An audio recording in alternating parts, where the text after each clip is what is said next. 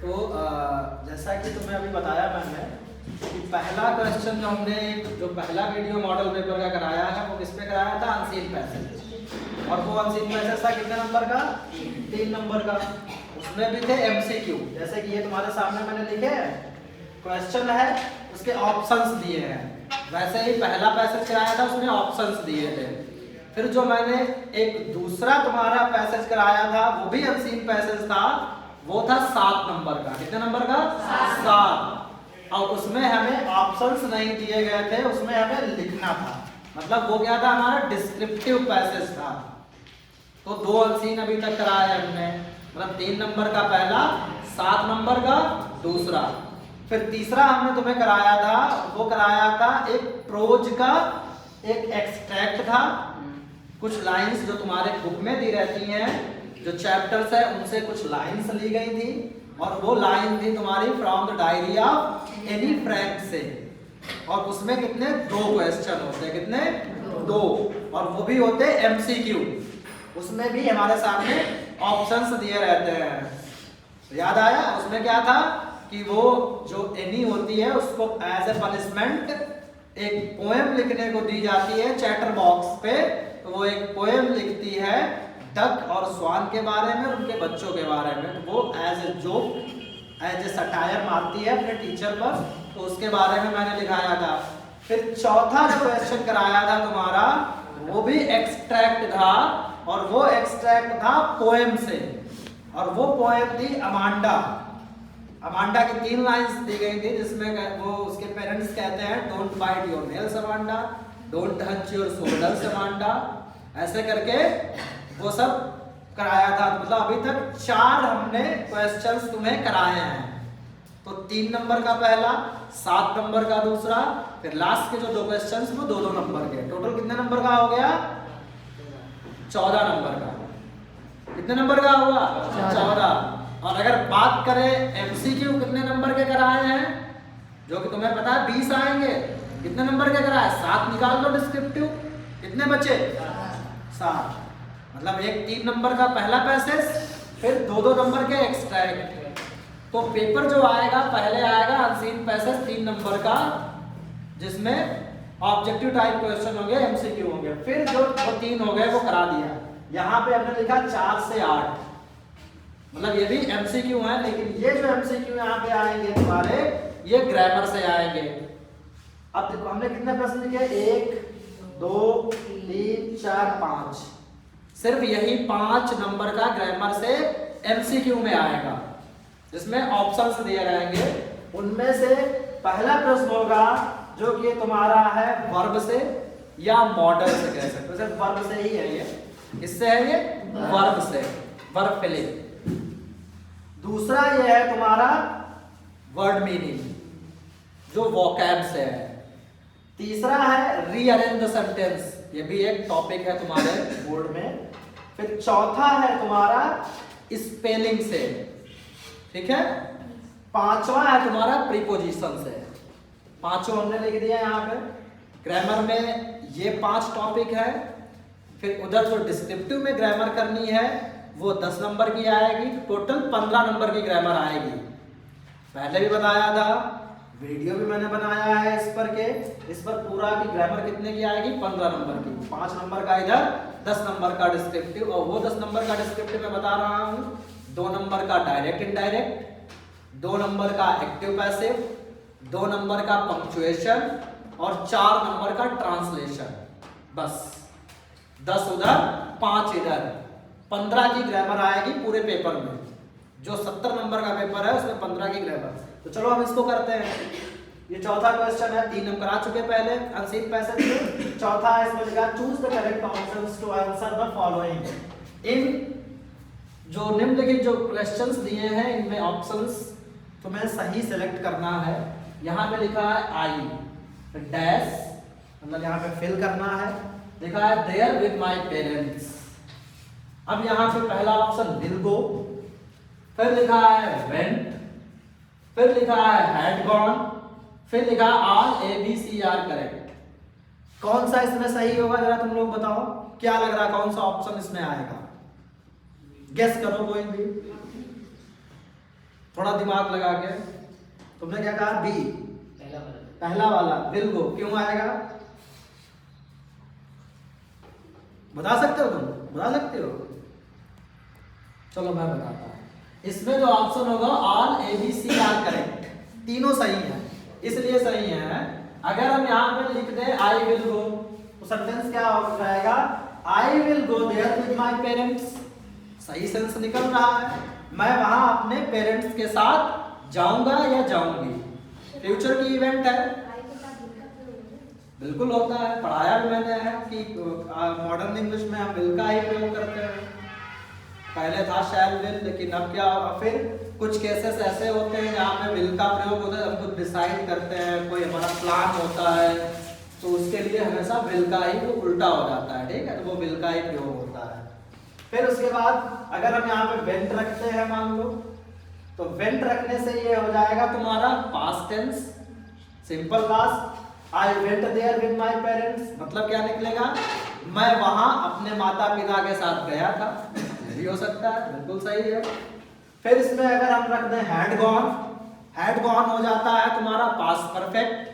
Past perfect का क्या? मैं वहां पहले ही जा चुका था, तो हो सकता है कि I had gone there with my parents, मैं वहां अपने माता पिता के साथ जा चुका था। समझ गए? इसमें तीनों फिट बैठ रहे हैं। विल वो भी आ रहा है, इससे भी सेंस सही निकल रहा, वेंट भी आ रहा है, हैड गॉन भी आ रहा है, तो इस हिसाब से हमारा ऑप्शन डी जो है ये करेक्ट हो जाता है इसमें, ठीक है। फिर आते हैं दूसरे क्वेश्चन पे, लिखा है if you want to know about new things you are, अगर तुम नई चीजों के बारे में जानना चाहते हो तो तुम क्या हो। ऑप्शंस पढ़ो। पहला लिखा है कॉशियस, दूसरा लिखा है कॉन्शियस, तीसरा लिखा है केयरलेस, चौथा है क्यूरियस। तो कौन सा ऑप्शन होगा? Option D. तुम बताओ, तुम बताओ पायल, कौन सा सही होगा? Sir curious. जैसे इसमें क्या होता है, इसका मतलब हमने तुम्हें कई बार बताया भी था, ये चैप्टर में भी कई बार वर्ड आया है। जैसे जब रिचर्ड ई ब्राइट वाला चैप्टर भी पढ़ाया था मैंने, मेकिंग ऑफ ए साइंटिस्ट, उसमें भी ये आता है कि जो बच्चा होता है वो शुरू से ही बहुत क्यूरियस रहता है। अब हमने डिफाइन भी किया था क्यूरियस होता क्या, जब तुम्हारे अंदर ललक होती है किसी चीज को जानने की। तो अगर तुम्हारे अंदर ऐसी कोई मतलब ललक है, ऐसी कोई है कि हमें चीजों को जानना है, चीजों के बारे में इंफॉर्मेशन कलेक्ट करनी है, तो यू आर ए क्यूरियस। समझ गए? और ये टर्म तुम्हारा उस चैप्टर में भी पढ़ता है जो पढ़ाया था फुटप्रिंट्स विदाउट फील, उसमें पढ़ता है a curious episode occurred that day.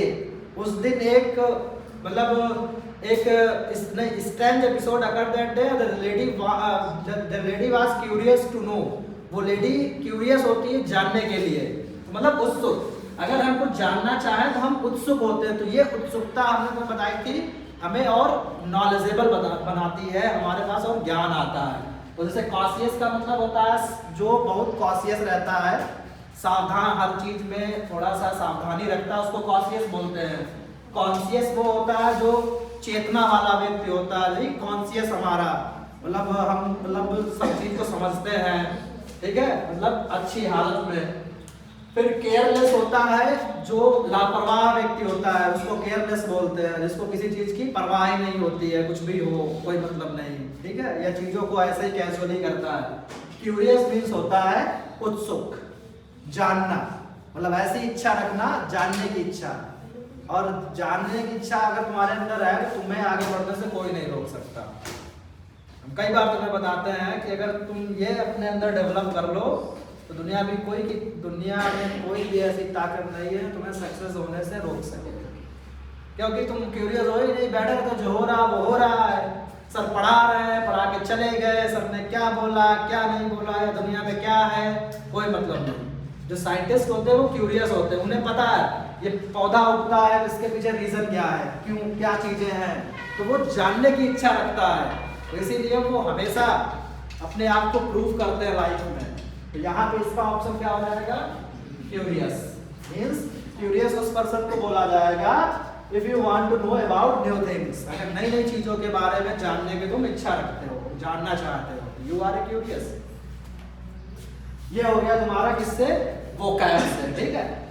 फिर आ रहा है rearrange the following word clusters to make a meaningful sentence.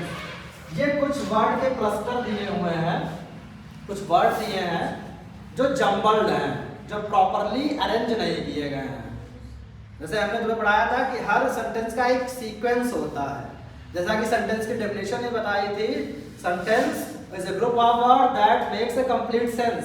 Sentence उसी को कहेंगे जो कंप्लीट सेंस देता हो या मीनिंगफुल सेंस देता हो।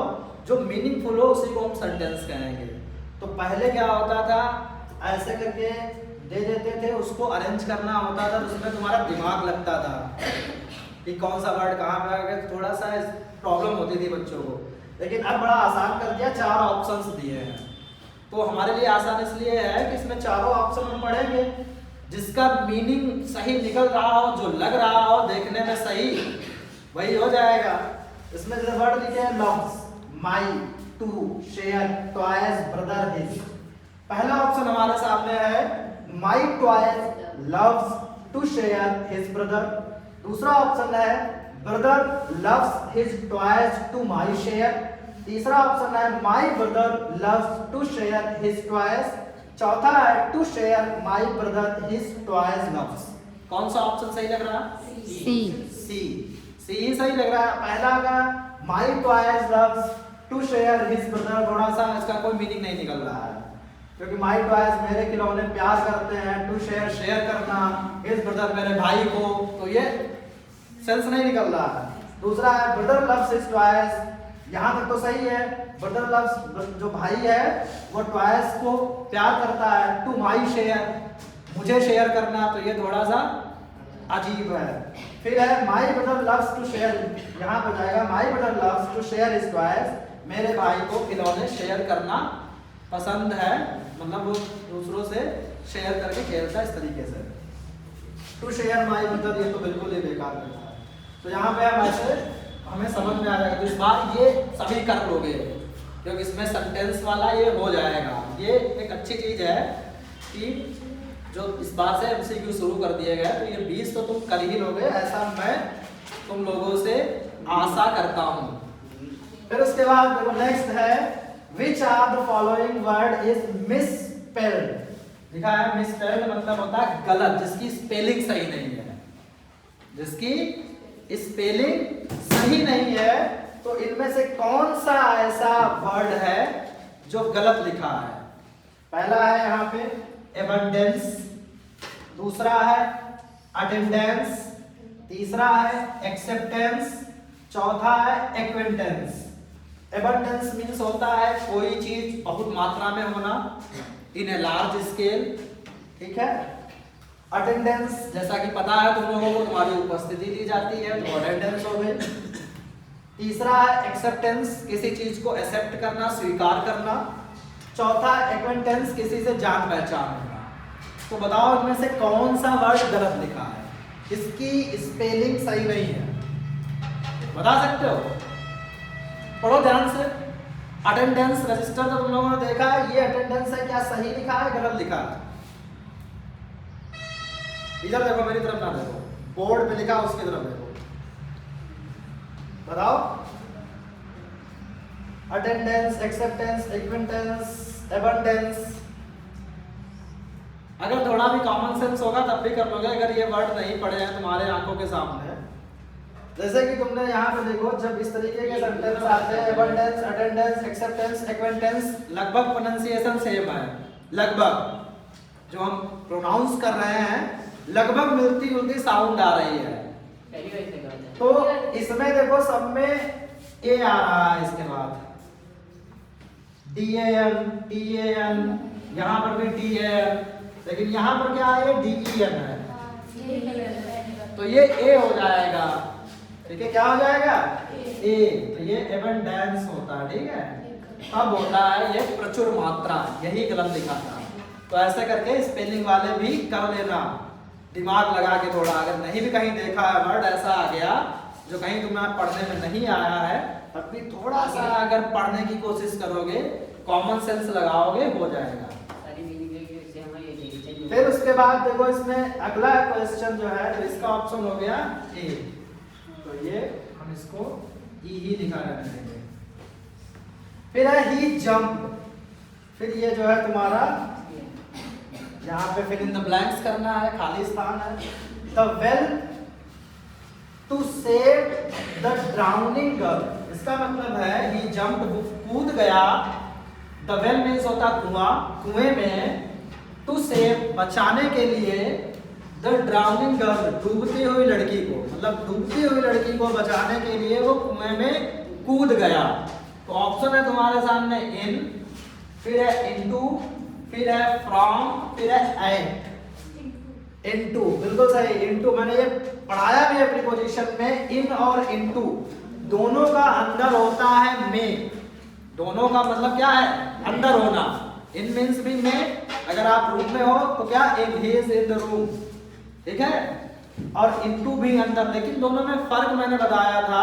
अगर कोई चीज गति करते हुए अंदर जाती है, मतलब मूवमेंट करती है, तो उसके लिए इनटू होता है, मतलब मूवमेंट के लिए इनटू। तो उसने क्या, उसने कूदा वो कुएं में, तो उसने क्या किया, मूवमेंट किया। तो इस वजह से क्या ऑप्शन सही है, इनटू। तो ये थे तुम्हारे 5 क्वेश्चंस, बनाते रहो। फिर उसके बाद ये तुम्हारे हैं ग्रामर से, ठीक है। अब थोड़े से इसमें और बचते हैं, वो मैं लिख दूं। वेट, एमसीक्यू ही है जो तुम्हारे अभी कितने हो गए, 5 ये 3 8 एमसीक्यू हो गए, ठीक है। लिख लिए थे सभी ने, नहीं लिखे थे? चलो अच्छा वीडियो खत्म करो, लिख लेते हैं। ठीक है, ओके।